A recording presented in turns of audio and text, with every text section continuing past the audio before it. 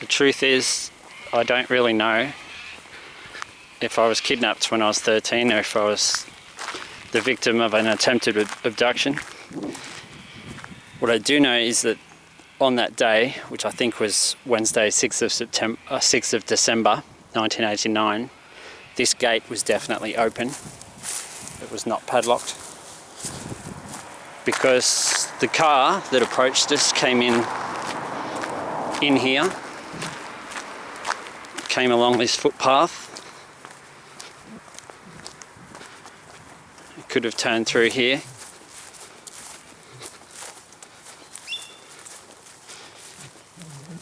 Because it came down along this bike path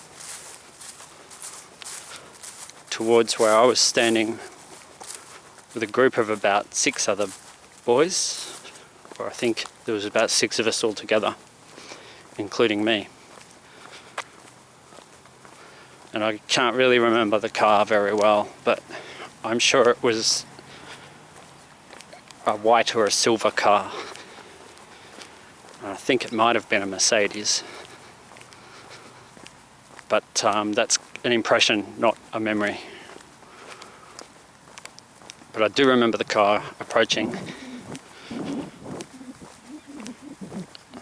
I put it out of my mind for so many years that I really don't know too many details. I couldn't even describe the man. But he parked about here, about where these trees are now. These trees were not here then. This was all just open grass. But it could have been as far down as here, I guess. In fact, it was further down. Because the one thing I remember clearly enough to recognise is those pine trees. I remembered the shape of those pine trees, and that hadn't changed. When I came back here in 2006, the shape of those pine trees had not changed. And I knew I'd found the place. And the school picnic was over that way, about half a k in that direction. There's a barbecue area way over there. So we'd wandered some distance. So yeah, the car stopped here and he got out and he approached the whole group of us, but I was the only one foolish enough to stay and chat to him. And the rest of the kids started wandering back that way.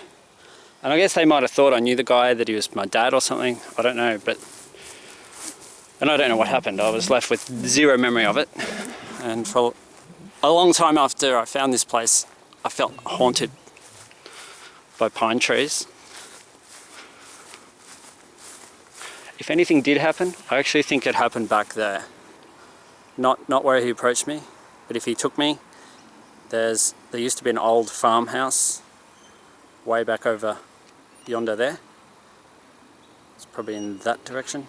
And it's now the Yarralumla Nursery, the retail nursery and heritage cottage. But back then it was just an abandoned little old farmhouse. So I've gotten over my fear of pine trees, and it's here that I'm going to sit down and read something. I might just add that this place is called Western Park. It's in Canberra. And the guy definitely would have driven his car in on this road, along here, before turning in around there, coming down to where I walked in. And Western Park, if you rearrange those letters, Western Park, you can rearrange those letters into Tower Spank, which is kind of interesting, because my sexuality has always been what you'd call kinky.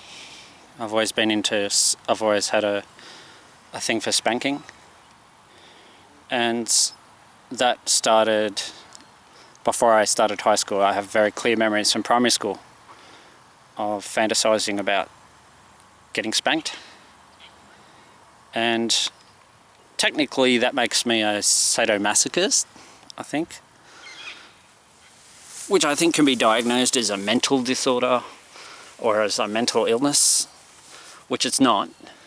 There are some people who are naturally into that stuff, and I'm one of them.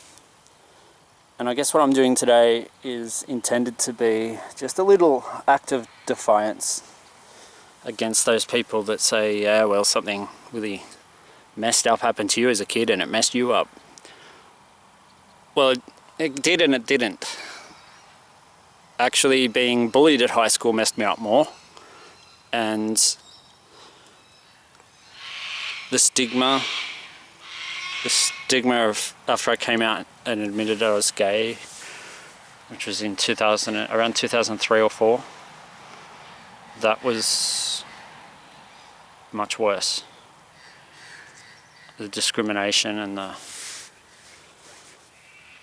rejection, the social rejection I copped was unreal.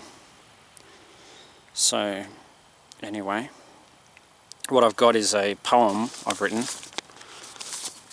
and yeah, I just want to read it. It's a gematria poem, which means that every line in this poem has the same value. But first, I'm just going to comment that the word homosexual, which obviously describes me, it's one word that describes me, has the same value as mirror boy, and that's just if you add up the letters according to their place in the alphabet. Homosexual has a value of 133. So does mirror boy, so does wetling. And if you multiply 13 by 3, you get 39, which is the value of angel.